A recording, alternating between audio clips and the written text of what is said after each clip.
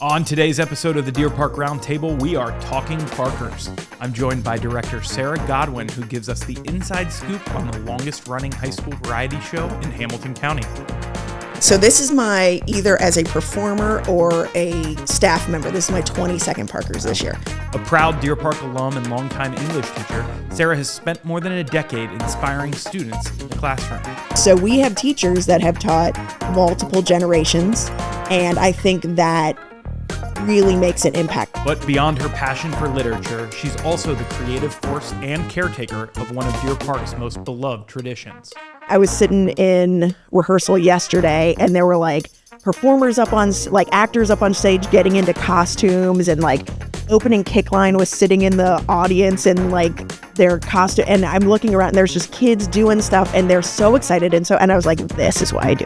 We'll talk about her journey from student to educator, what keeps her coming back year after year, and of course, get a behind the scenes look at this year's Parkers production.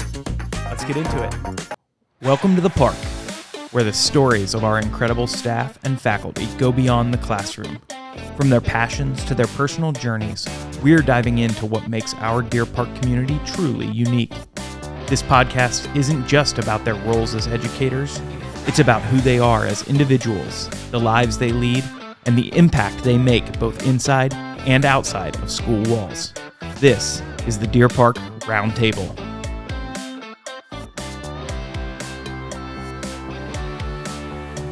Sara Godwin, welcome to the Roundtable. Thanks for having me. Of course. This is a long time coming. We've planned this one, but we planned it specifically around something, and we're going to get into that. Yes. But that's not how I'm going to start today. I'm going to start with you are what I would call a Deer Park lifer. Yes. Is that a fair assessment of who you are? Absolutely. Tell me a little bit about your upbringing, where you started. Your whole family is connected. Yes. The names are connected. You know, the name Godwin is known around here, but just talk to me about what it was like as a kid in Deer Park with teachers that you were related to and board members and all of those things, what it was like for you. So I've lived in Deer Park. I was born in Deer Park. Right. Born at Christ Hospital, moved to Antrim Court at 2 days old, and, basically been there since then.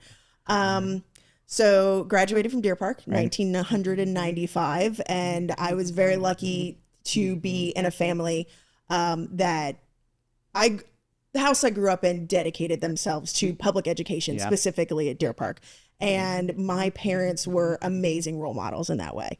My father has been a part of committees and the school board and all that kind of stuff since probably, I think, my sophomore year of high school. Okay.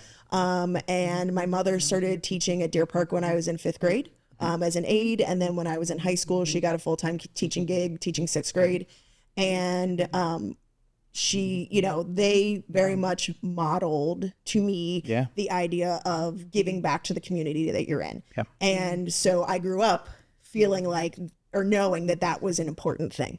And so as I started thinking about what I wanted to do for a career, I always knew I wanted to be a teacher. And for some reason in 6th grade, I decided I wanted to teach 11th grade at Deer Park Junior Senior High School. And when I graduated, I told Rosanna and Ted Shaw when it was right after graduation, we were in the cafeteria having punch and cookies at the reception after the ceremony. I got a picture with the two of them, and I immediately said, when you guys retire, I would like to take over one of your positions. And so fast forward 15 years later, I get a phone call from Rosanna Shaw. She had walked out of the superintendent's office. I was the first call she made, and she said, "Hey, you still interested?" And I said, "I've been waiting for this phone call." So, that's the long and short of it. Like I said, I had an amazing experience here as a student. Deer Park made me who I am. Yeah. And it's important to me to give back to the community that made me who I am. And I hope I'm doing that. I hope I'm doing service to that ambition. And I'm really lucky that my parents are still really involved. My dad's still on the school board. My mom still volunteers. They very much love this community as much as I do. And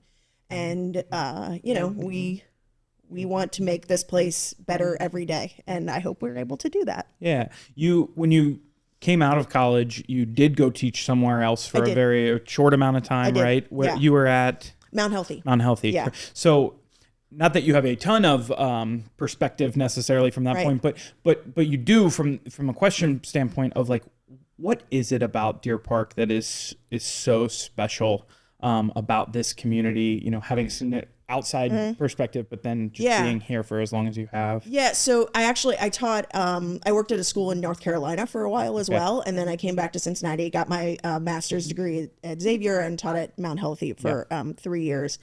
And it's not that I didn't like teaching at Mount Healthy. Sure, of course. The students there are wonderful. The faculty there is fantastic. But I knew my heart was here, right? And my heart was here because I think the special thing about Deer Park is people, they get invested. They come here, they see how special it is.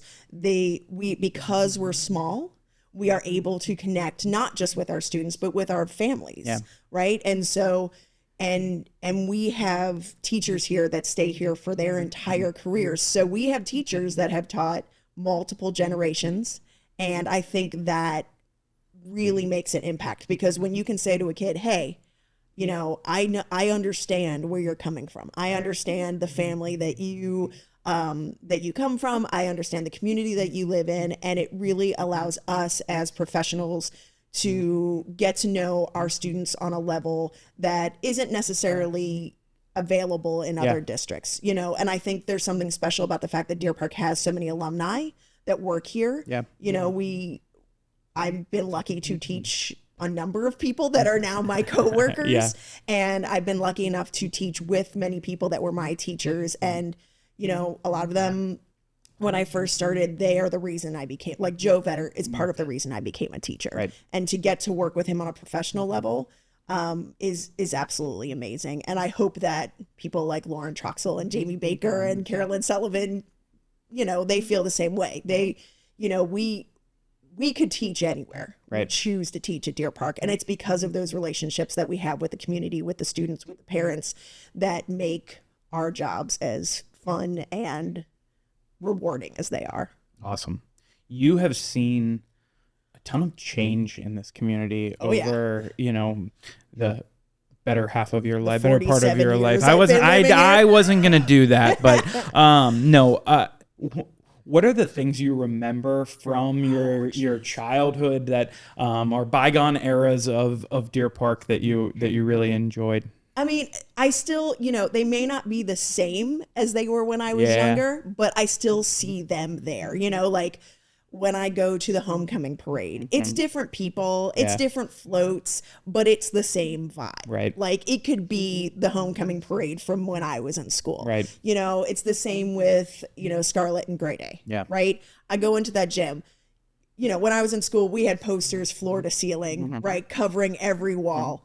And, you know, it's not quite that big anymore, but you still get that feeling, right? And I think, you know, I mentioned Lauren Troxell before. I think she's done an amazing job in bringing back that excitement and that vibrancy to those pep rallies. And it's really, it feels a lot like those pep rallies when I was in school.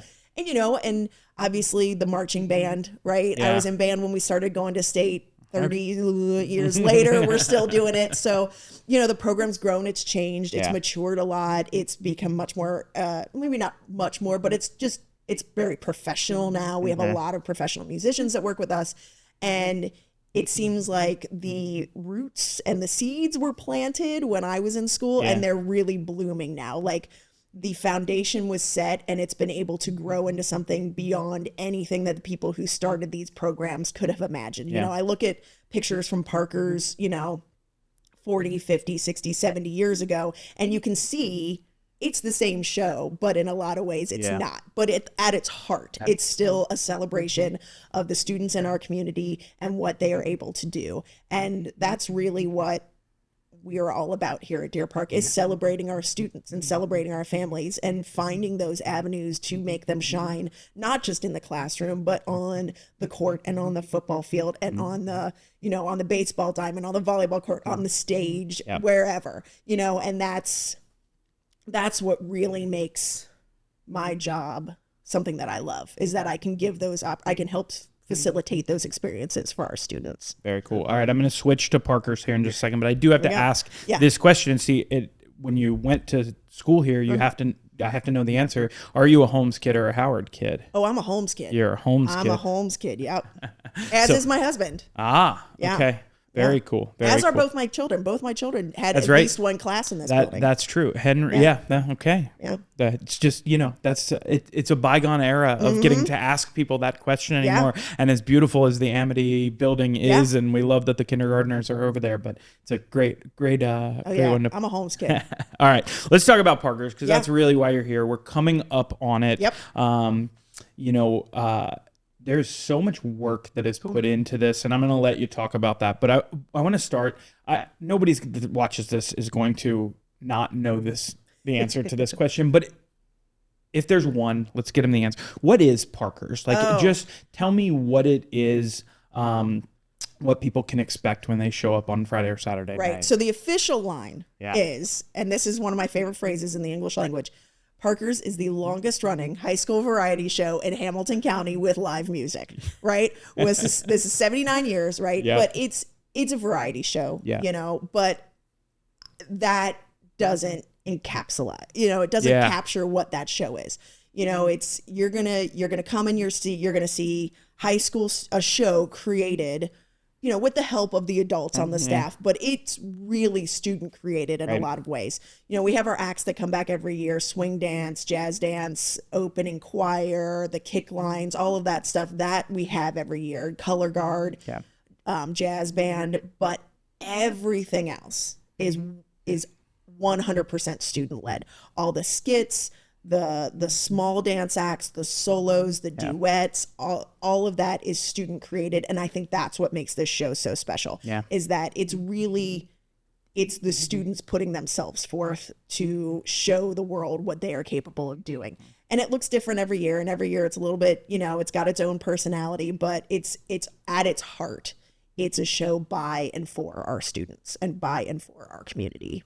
One of the coolest things I have found in going to these over the years is kids that you had no clue could do certain things, showing up on stage, putting themselves out there, which is like the hardest thing for a 14 to 18-year-old kid to do, and being part of it. What's special about that? I think it goes back to our original conversation about Deer Park and why it's so special, because you can be on the baseball team or the softball team and still come out and do this. Yeah. But what's special about seeing those kids do that? So as a teacher, I'm in my classroom 8 a.m. to 3 p.m. every day. And I see students, they're writing essays, they're reading books, we're having class discussions. And that's great. And I love it. Yeah. That's my bread and butter. That's what I always wanted to do. But I am so lucky that I get to see these kids, and maybe they don't excel in the classroom. They're there, they're doing what they need to do, and they're doing what they need to graduate. And that's great. But I am lucky in that I get to help facilitate these students to show the world these hidden talents and these little gems. And that's one of my favorite things about Parkers is auditions, right?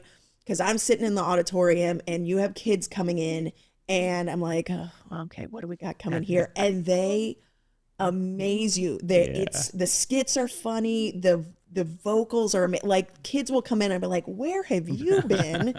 And why did you wait until your senior year to come do this for me? Right. And, every year you see the kids coming up in the community, and I know, like, I'll see kids in junior high or whatever, and I'll be like, you're going to be in Parkers someday. Right. But then you've got those little gems where you're like, what, how, what, and it makes it so much special. And it makes for a very special experience for those students, right? It gives them, maybe they aren't the straight A student, maybe they aren't the star quarterback, but they have their moment where they can stand on that stage and they perform their act. And for about 30 seconds after they're done, the entire room, all 900 people in that room are putting forth so much positive energy their way. And they have that memory for the rest of their lives. And year after year, when I'm in the lobby before or the show or at intermission or after the show, without fail, I have people come up to me and say, what I wouldn't give to be back on that stage one more time. And I I'm so grateful that I get to be a part of that for those students and give them something that they remember for the rest of their lives. Put you on the spot here. Does one stick out from you, from not a performance necessarily, but a person where you were like, holy cow, what happened here? It happens every year. Yeah, sure. Every year I have someone. I will say this. I'm not going to say names, but I have had, and this is something that the audience wouldn't see. Yeah. There are always some kids every year who they may struggle a little bit in the classroom. Like traditional schooling maybe isn't their pathway, but you give them a hammer and some nails or you give them a drill and they will put together a set in like 2 days and they love it. Like it's their bread and butter. They're like, what are we doing? What's next? What can I build? What can I create for you? And it's great that we are able to give those opportunities, not just to the performers, but to the people behind the scenes as well, and really allow them to explore a world and a profession that they wouldn't maybe necessarily have been a part of. Yeah, that's an interesting point. And something we definitely should touch on is the fact that the people on stage, awesome, fantastic. It's great. There are a ton of students that are part of this that aren't, don't walk on stage until the very end when they take a bow, and you might not have even seen that they were up there. But it really is an opportunity for everyone to get involved, everyone who wants to be a part of it to get involved. And there's a number of kids who have gone through Parkers and gone through our drama program who have gone on to work in theater behind the scenes because they've had this opportunity, and not a lot of schools are able to give them that. Like, they've learned how lights work. They've learned how professional sound equipment works. They know how to build a set. And so they are able to take those skills, and they've learned that, hey, not only do I have these skills, but it's something I might like to do. Yeah. And I know we've had at least one graduate work at the Cincinnati Shakespeare Company, like I did when I graduated. I know a couple have gone on to be theater professionals because of their experience in like behind the scenes in theater, because of their experience in Parkers. And it's just, it's great when they come back and they're like, guess what I'm doing now? I'm like, see, I knew it. So tell me about your experience of taking over Parkers. It's been a few years, you're seasoned now, but in that moment when the reins are handed over to you, what's that feel like? And what's it been like since then? It is nerve-wracking. Yeah. So this is my, either as a performer or a staff member, this is my 22nd Parkers this year. And so I took over the head director position in 2017. And it was a conscious decision because prior to that, it had been under the umbrella of the choir director. And that's a lot because not only are they running the entire show, like it's a year-round thing. We've already started working on next year's show. Yeah. So, and it's a lot for a choir director because not only are they thinking about the show big picture, but they also have to focus on their choir acts and any sort of vocal solos and things like that. So it's a big job for one person. So Elizabeth Tierney and I, back in like probably 2014, 2015, started talking about, hey, I think since I had theater experience, I was like, would it be easier if we split this a little bit? And so it just naturally kind of grew from that. An event in, the end of the school year prior, we went to the administration and we were like, listen, this is a big animal and it's difficult for one person to take on this whole thing. So we were able to get that separate from the choir department. And at that point I took over. And it's funny because I kind of hated Parkers when I was in high school because I was in band and we just sort of sat there and played music and it was fun. But at the same time, it was just sort of like, but on this side of things, it's one of my favorite, it's exhausting, but it's one of my favorite times of year. And I'll tell you, I was sitting in rehearsal yesterday and there were like performers actors up on stage getting into costumes, and like opening kick line was sitting in the audience in like their costume, and I'm looking around and there's just kids doing stuff and they're so excited. And I was like, this is why I do it. This is why I do it. I love this. And there was somebody working on the set. It was everything I love about working with teenagers and working in theater, and it was all in one moment. And I was like, oh, this is great. But yeah, it's a big job. Yeah. And that's the next question. I mean, just for people who don't know, who show up on Saturday night and watch 2 hours of an awesome performance. You and Lauren and the kids. Yeah. What are you all putting into this and start? I know you mentioned you started next year already, but what's a process look like working through through it? So usually what happens is we have, while we are working on the current year's show, because it's one of the few, while we're working on a show is probably the only time that all of the directors, choreographers, everybody is in one room together. Yeah. Because, we have choreographers that aren't teaching staff, but we have, and then we have choreographers that are at Amity and, all over. So it's rare for us to be in one room. Yeah. So we're all in one room. And so that's what, and by Wednesday of show week, we've seen it so much and we're like, oh God, what's going to keep my attention next year? Right. What's going to bring me back? So we talk about, show theme ideas and things like that. And we usually have a pretty good idea of what the show theme is going to be for the following year before we finish. Yeah. Any one year. So once we sort of get the theme down, the choreographers sort of start ruminating on what they want to do. And we start thinking about like show flow. Like, do we want something like this year? We're sort of moving from ocean onto land into the air and into sky, right? So that kind of dictated, because certain acts are always in the same spot. So that kind of dictated who was doing what. Other years it's kind of up in the air and then we make it work from there. So choreographers start thinking about their acts, and then I start thinking about, like, Lauren and I talk about like the set with Jake Preston and lighting and things like that. And then in the fall, we kind of all come together and say, this is what we've come up with over the summer. Unfortunately, a lot of us work together with the band as well. So we have conversations maybe like during band camp and stuff like that. So there's always kind of a conversation going on. And then around Halloween, between Halloween and Thanksgiving, we do our big formal announcement of the theme for the kids. And then they start getting real excited and coming up with ideas and all of that. And we do auditions in December. So really, and then, once we hit holiday break, once we get back from that, we are hit the road running, right? There's literally rehearsals in the auditorium every day, with the exception, every day. I was going to say with the exceptions of Saturdays, but nope, there's people in there on Saturday. We have set construction. We have, there's always something going on basically from January until show starts. And, we're building the set and we're trying to work around each other. So it's just one big moving, machine that you got to get out of its way or help it along. Either way, it's happening, you know, I've got a 10-page checklist that starts the day after the show closes and goes until the show closes day of, right? So it's a big job, but I am very lucky that I have a fantastic staff to support me, because I know I can just be like, hey, I need this to happen, and they'll go take care of it. Yeah. Like, I'll throw an idea, and not just the paid staff. Like, we have amazing volunteers as well. We have a group of parents that's selling tickets for us that I can just say, here's the tickets, and they run with it, right? This year I've been really fortunate to have a really strong group of parent volunteers that have been helping with the set. If you went and saw the fall play, they did the set for that as well, and they've graciously offered to help with this year's show. And I think you'll really be able to tell when you come see the set, it's heads and tails above what we've been able to do the past couple of years. So, like I said, it's a huge process, but the key is student buy-in, which we always have, and the amazing staff and volunteers that we have.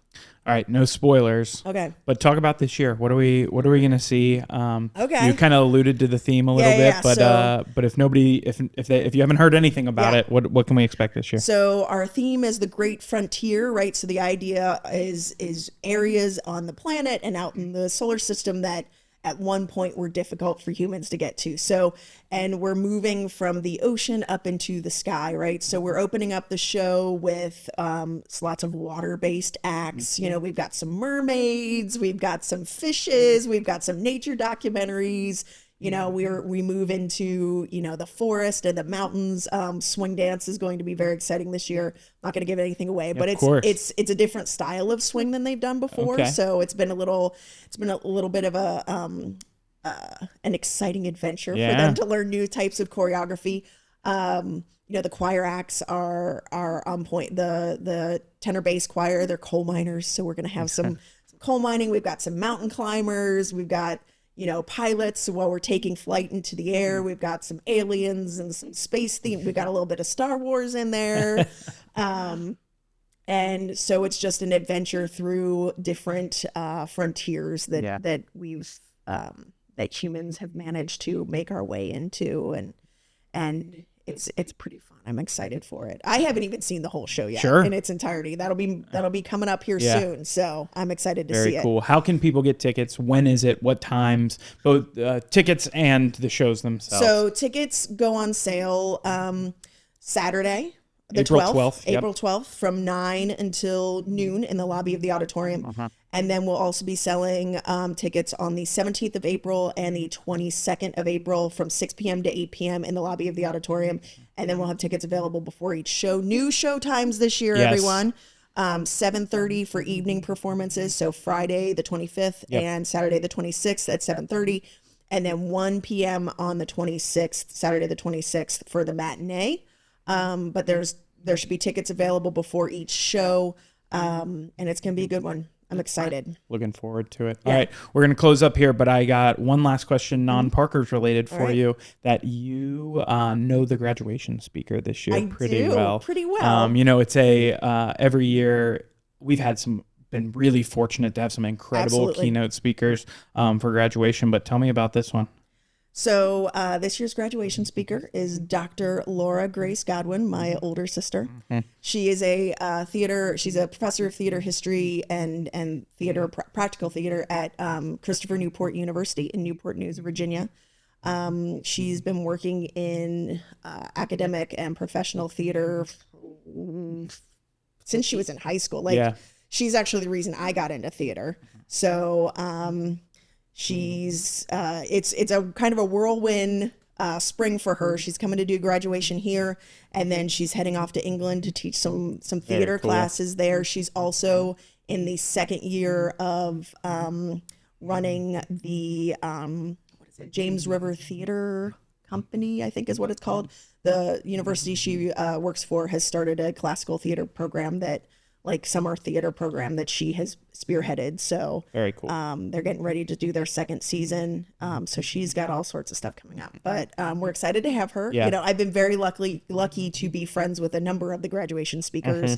And so I'm glad that we were able to get my sister to come in and talk about her experience. And cause it's an interesting one, cause she came through Deer Park and then left and hasn't really come back, as opposed to me where I'm like, I'm coming back Polar as soon opposites, as I can. Right? But Deer Park definitely holds a special place for her. She just directed a show that she kind of took a lot of it took place it was set in 1987, and she set it in Deer Park. There was a lot of inspiration from Deer Park. In fact, there was a jacket that had a Deer Park logo on it that made it into the show. So I think as much as she kind of jokes about it, I think Deer Park definitely holds a very special place in her heart, and she's excited to come back and talk about, much like we were talking about at the top of this, the role of, the importance of giving back to communities and how, especially when you get a lot, you should give back a lot. So love that.